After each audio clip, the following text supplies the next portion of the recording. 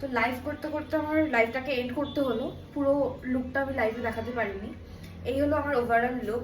And বলে রাখি যে আজকে আমি যে এই শাড়িটা পরেছি, এটা হচ্ছে আমাকে প্রিয়াঙ্কা দিয়েছিল আমার আইবুড়ো ভাতে, যখনকার আমাকে আইবুড়ো ভাত দেয় তখন এই শাড়িটা গিফট করে সেটা। অ্যান্ড এই দেখো, এই ইয়াররিংসটা হচ্ছে আমার তিতলির থেকে নেওয়া। এর আগেও আমার ভিডিওতে তোমরা এই ইয়াররিংসটা পেয়ার আপ করতে দেখেছো।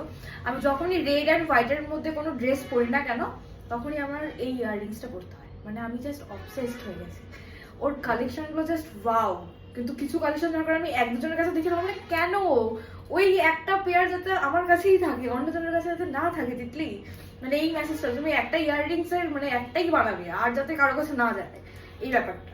তো এই হলো আমার আজকের সাজ। এখানে ফাইনালি মোটামুটি একটু আমি লাইট পেয়েছি। অ্যান্ড এটা হলো আমার খুব লাইট মেকআপ। তো তোমরা জানিও কেমন লাগছে। অ্যান্ড ইয়েস, যারা লাইফটা মানে যারা দেখতে চাও এতটা লাইট মেকআপ কি করে করেছে, আমার বেস অব্দি তো আমার লাইফে কমপ্লিট হয়ে গেছিল।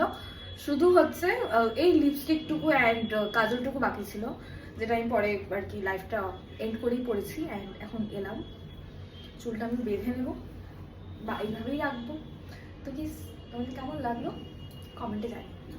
বাই। ও বাই করার আগে আরেকটা, আমি হচ্ছে মায়ের জন্য তারাপীঠে আসলে আমি প্রত্যেকবার মায়ের জন্য কিছু না কিছু আনি। তো এবার হচ্ছে আমি মায়ের জন্য এই রেড বেনারসিটা এনেছি, এটা মাকে দেবো।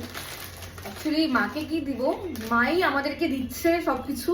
অ্যান্ড মায়ের আশীর্বাদেই মাকে এরকম হচ্ছে ছোটো মোটো গিফট দিতে পারছি। তো ইয়েস, ফাইনালি এবার বিয়েও হয়েছে।